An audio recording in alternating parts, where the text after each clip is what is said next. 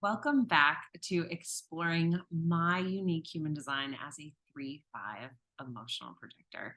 So, we're going to hit the last two centers in this video, going through the solar plexus, which is defined, which makes me an emotional authority, as well as my root. So, let's jump in.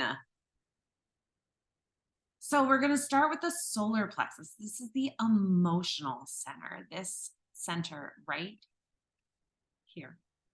Right? Hopefully you can see that.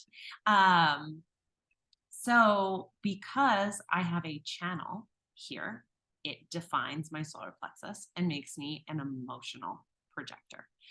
Because this channel is defined, this is what makes me a tribal wave. I have the tribal wave that is my fixed, reliable wave that I ride. So let's back up. What is the solar plexus? Solar plexus is the newest center, was created about 200 years ago, which helped create the projector type over 200 years ago, 1781. The solar plexus was the evolutionary movement that brought us spiritual consciousness, that brought us the emotional awareness to be more of sentient beings. We have this next evolution, this new paradigm in 2027 with a new type, two new centers. But the solar plexus, we're still working to understand. Half, half of the population has a defined solar plexus. Half of the population has an emotional wave that they ride. I am doing a whole workshop on this. So definitely reach out, hit the links below if you're curious about better understanding this center. Doesn't matter if you're defined or undefined. This is important information for everyone because it affects us all. I love the interpersonal energy dynamics of it, and the solar plexus is a huge part of that. So, the half of the world that has an emotional authority rides a fixed emotional wave. This wave, this authority does not function in the now. We need to sleep on things, especially big decisions. So, when we're pressured to go with your gut or give me the answer now, that is wrong. We fall into our not self theme. So, that is a guaranteed experience of bitterness for me. Others will fall into the frustration, into the anger, into the disappointment.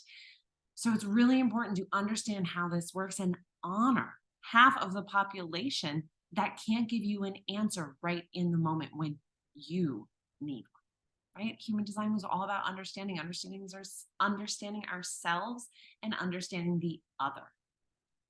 So, because it's the emotional center, it's all about feelings. It's an awareness center. It is aware of what is going on emotionally.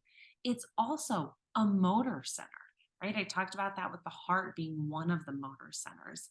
The solar plexus is another motor center. We talked in part 3 about the sacral, which is the other motor center. And lastly, the next center we'll talk about after solar plexus, the root, is the fourth motor center. So, this center is all about emotional awareness, right? Perpetually balancing between awareness and the drive to act. This is probably, well, it is the most complex of the 9 centers, but it's also really easy to understand. When we talk about body physiological connections, the solar plexus connects with the pancreas, the kidneys, the stomach, the lungs, and also the nervous system. Um, Hugely the nervous system, especially for completely open solar plexus. But we're talking about my design today. So, because I had a defined solar plexus, I'm a feeling person, right? I have that fixed emotional wave that I ride. I have high highs and low lows. I experience a full spectrum of emotions that doesn't stay for long. I've learned to feel my feels and go with the flow. The wave analogy here is so perfect because it is rolling waves. I go up and I go down. So it's really important for me to recognize and honor where I am at on my emotional wave. I have developed an awareness of where I'm at on my emotional wave, and it is so helpful. So when I'm on the bottom of my wave, I'm feeling melancholic or falling into bitterness or any of the other low vibrational emotions. I feel them. I let them flow and I trust and know that I'm going to come back up. Like I said, there's so much to this center. It is so complex. So it's really important that I recognize that in a way, not only responsible for my moods on this wave, but it's also responsible for those around me. My emotions are contagious. Others, especially those with an undefined solar plexus, ride my emotional wave. So the center is really all about kind of taking your whole life to learn to handle, appreciate, and embrace our feelings and how they affect others. So let's go into the gates here. Gate 6. Huh. It's such a cool channel. It's a channel about mating and sexuality connected to gate 59, so big. But you can also see my solar plexus is really conscious. So I'm consciously aware of these things. Whereas when we talked about the spleen, it's unconscious. I have to work hard to bring it to the consciousness. So gate 6 is the gate of conflict, all about friction. It's about progress. The shadow is conflict. So I can jump into conflict. Another aspect with the defined solar plexus is that you're not afraid of confrontation. Confront me. I've always, not afraid of a fight. I can handle the friction. But the gift here is peace. I can find peace through conflict. I'm always looking for a resolution. Yes, there's friction, but we're going to resolve this. There's going to be diplomacy, and I'm going to find peace because I'm not one to fall into the shadow of conflict for this. For me, more specifically, it's about the guerrilla. Like guerrilla warfare, guerrilla marketing, those types of things, which is all about the ability to maximize an inferior position through timely contact and withdrawal. So when there is a conflict, it's almost like a strategy without there being a strategy, right? Just that kind of natural guerrilla, gorilla not spelled like the mammal. So I kind of know I feel out, when is it time to talk to that person? Do I need to back off? Do I need to give them space? It's this emotional awareness that helps me navigate how to resolve that conflict. Even since high school, I was a peer mediator, right? Now I'm a therapist. I am constantly helping guide people through conflict because of this emotional wisdom I possess. So now let's pop over to gate 36. I have been talking about this gate in a way for months. We went through the transit of this just a couple months back. But this is the gate of crisis, darkening of light. It's really all about emotional clarity, humanity, being in this human experience. It works in cycles. This is on the collective, so it's really about kind of rising up. Really powerful channel, the 3536 channel. But this gate of crisis is also about action without awareness leads to emotional crisis. So if you're doing just to do, crisis is going to ensue. So that's why I'm very intentional about the action that I take. More specifically for me, it's about support, assisting others in time of decline. If you're in crisis, I'm going to help you. I have the resources. Let's figure it out, especially if you're in conflict, right? I was a crisis worker for years. I did in-home therapy. I thrived when others were in crisis. Let me jump in. I can ground myself. We'll talk about that next. But I can handle crisis. There's darkening, but I'm going to help you find the light. I am here for support. And then gate 37, this is the gate of family, of friendship, ready to embrace the outsider. This is on the tribal way, bringing in community, really growing that tribe, manifesting the macro and microcosmically of the organic nature of communities. It's all about that. Transpersonal expression of the potential sensitivity of revolution. So the shadow here is weakness, the gift, equality, and the essence, the city, if you're familiar with the gene keys, and I think I've mentioned that before, is tenderness, which pairs beautifully with my unconscious nurturing because I can really fall into that tenderness and bring that heart, especially if someone has gate 40 and we make this electromagnetic channel. Mm. So for me, more specifically, gate 37 is about purpose. This gate is fixing the exaltation. I'm kind of destined to be in the higher vibration here in this gate. So with this purpose, it really means that I have the energy to maintain the family, and it's enhanced by looking at values, by seeing your values and seeing how they fit into the tribe. It's not necessarily about recognizing like what family is and the inner meaning, but the appreciation for that tribe, for that family, right? And it's really interesting because I grew up with those values. My grandparents took people in and they became family, right? They are family. They're not blood relatives, but we share the same values. We all lived under the same roof at certain times. So it's really a beautiful piece. And with friendship, right? All of those types of relationships. So then looking at gate 49. So I've been contemplating this gate for a long time because it's in my conscious Mercury. This is really what I'm here to speak to. This is the gate of revolution, of rejection, but really about revolution, seeing a new way and birthing something new.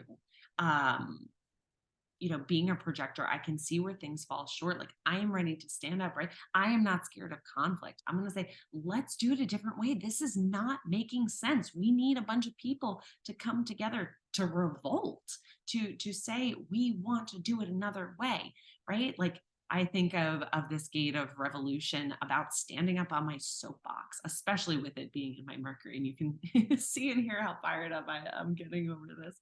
Um, but yeah, it's I view it, I see it as standing up on the soapbox, but being surrounded by my tribe of picketers, right? Of chanters. We got the megaphone leading our revolution, right? I'm the here to lead, innately lead.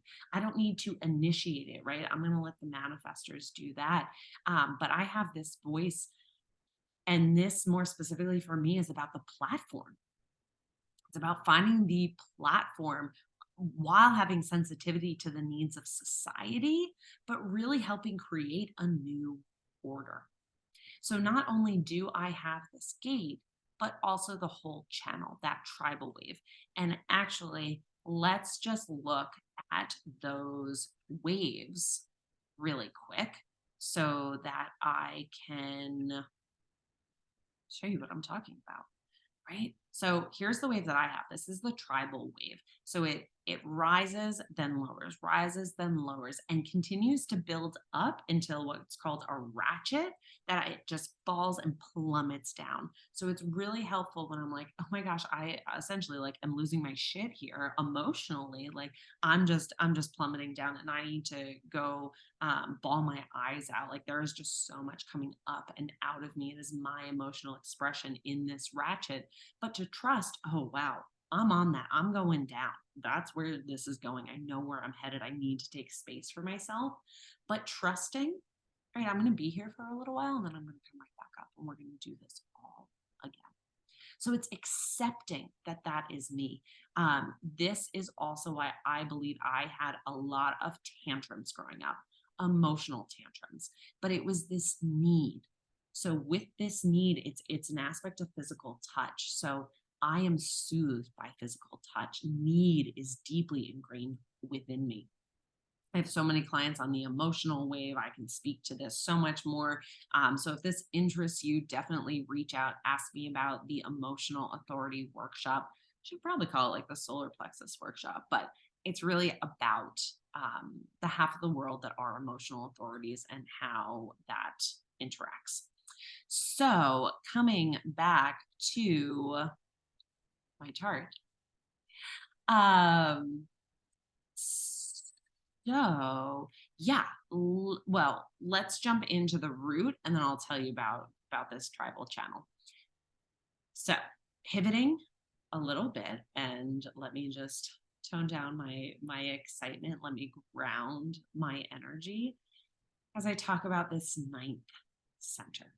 The root is all about drive, adrenaline. It's a pressure center. It is all about grounding. So, with that, then we'll talk about the gates that I have in here.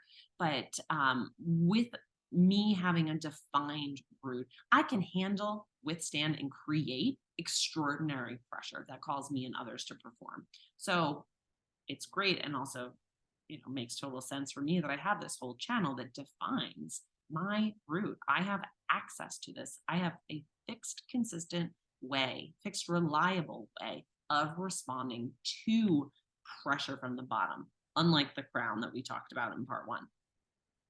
This route, it's an intense drive within, it's a launch pad for me to go, almost this compulsion to act. My natural state is calm and still, right? I can handle the crisis. I can find that balance in chaos, but I thrive on adrenaline rushes, right? I've jumped out of a plane. I've gone bungee jumping. I've done some crazy stuff. I am always down for an adventure, especially adrenaline. Like, I will try anything once.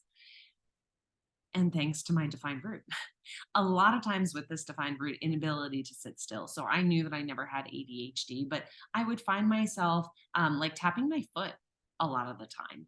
And I wasn't really sure why and kind of where that came from. But now I understand with a defined root, that was me and my pressure center needing to ground, needing to get out that energy. I'm not one to like tap my hands. It's much more of my feet and my legs. And I don't do it too much anymore, but definitely in school, just had that foot going.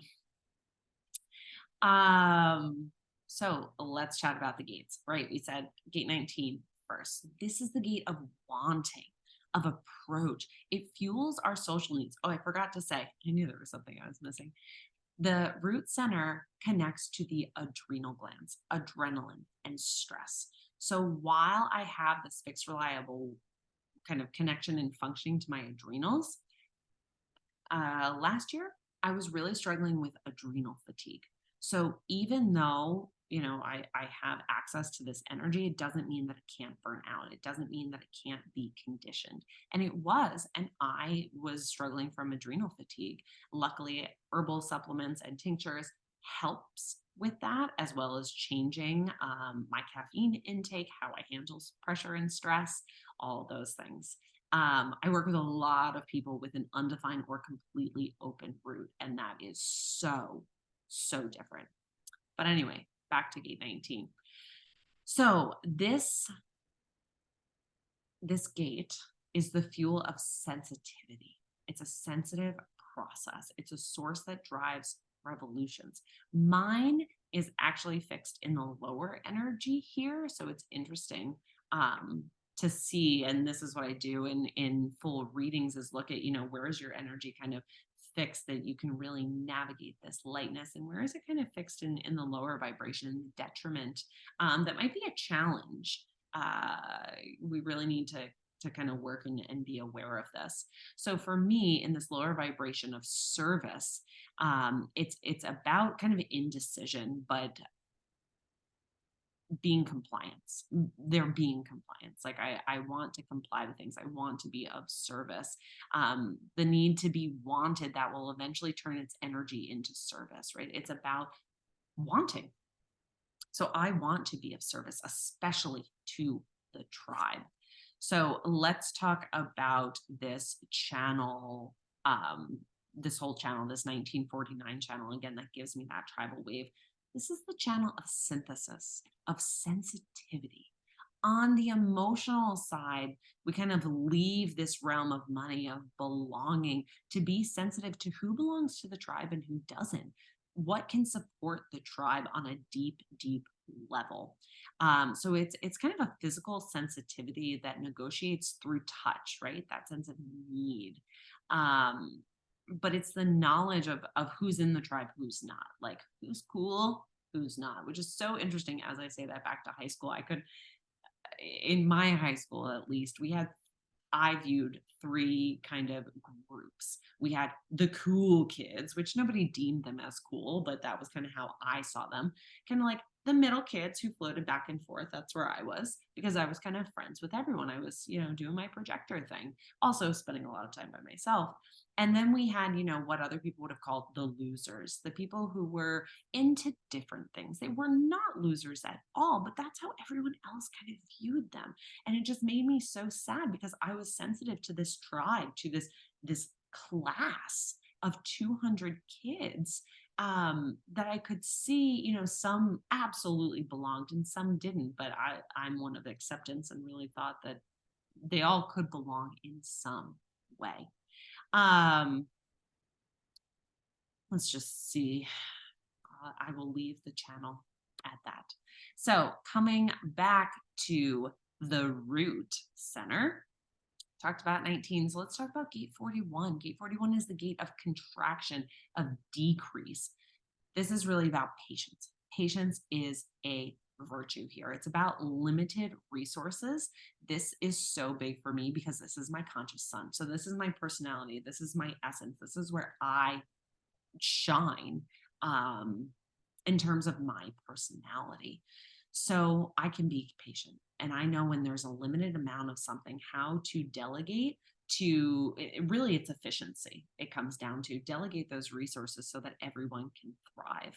Um, I'm laughing because this gate, more specifically for me, is literally about efficiency. Um, Selfishness is justified in the times of decrease in traditional human design. That's what that efficiency means, that when there is decrease, it's when there's not enough, it's okay for me to look out for myself. The shadow here is fantasy, which between having that conscious gate, it being my sun sign, having a completely open crown, I can very easily fall into fantasy. So I need to be careful of that. But also it's a beautiful thing. The gift here is anticipation, especially I can talk next time about my incarnation cross of the unexpected, right angle cross of the unexpected. So with this anticipation, I've kind of adopted the philosophy, the life mantra of just completely left my mind, of expecting the unexpected. Um, yeah, expect the unexpected. I guess that was it. So, yeah, really utilizing the anticipation, anticipating like what's going to happen next because I don't know, but it's going to be so amazing and so wonderful. And there's going to be this invitation. It's going to light up my whole design and I'm going to be on the high of my wave, right? Oh, so cool. So anyway, lastly, let's talk about gate 58. This is one of my favorite gates. I know I've said that before, but I know I said that about gate 10 because it is. But I just love gate 58. And maybe because it's the gate of vitality, of joyous. It's also kind of a challenge for me being conscious and unconscious. There's a lot to learn here because the shadow is dissatisfaction. I can be, and especially being a conscious reflector, I can be disappointed. So it can be easy to fall into that. But I've always known that joy and happiness is a huge drive for me. It's something I need in my life. Like I live to be happy. That's the point of life for me. Now I have expanded upon that, being a 3-5, to experience life and find the joy and find the vitality. Vitality being the gift here, and bliss being the essence. Stimulation is key here to joy. It's all about the zest for life and finding the better life. Criticism can also be a byproduct, especially this being the channel of judgment, which I don't have, but I can be critical. Absolutely. I can judge, but it's always felt like more of a shadow than the gift. So I just really like this gate 58. For me, more specifically, it's about getting carried away. That I have a tendency consciously to get carried away, which, yes, especially with my undefined throat, right? I'm sure you've seen it on here if you've been watching all of these. I get carried away. Unconsciously, it's about perversion, which was very interesting. Another client had this and talking with them about it. that we need different stimulation, right? Perverse isn't perverted. It's just different. And that perverse stimulation is what fuels my drive from this energy. So that is the solar plexus and root for me. And I always like to say when there's a channel connecting these two, so any emotional authority with a defined root has or is emotionally grounded, right? I am grounded in my emotions. My emotions help me feel grounded. I like to acknowledge them, especially as a therapist, right? I can talk to anybody about emotional wisdom. I have this innate wisdom that I hold, and it really grounds me. And this energy of being grounded is something that others feel. They really absorb this energy from me. And it's one of the first things that people comment on. It's also one of my definitions, right? I have a split definition. So this is one voice here. This is the voice that I need to listen to because it's my authority. Um, Whereas the other voice can certainly be the mind or my instincts, heart, drive, sorry, not drive, self identity. So I will leave part 4 there. Join me in part 5 as I talk a bit more about my incarnation cross and these PHS arrows, the variables. There's a lot of cool information there, and I'm happy to share my own experience with you as I find these really helpful, especially these two in coaching clients. So, if you want to know more, if you want to stay in touch, links are in the bio. Watch the next video, and I can't wait to see you in part 5.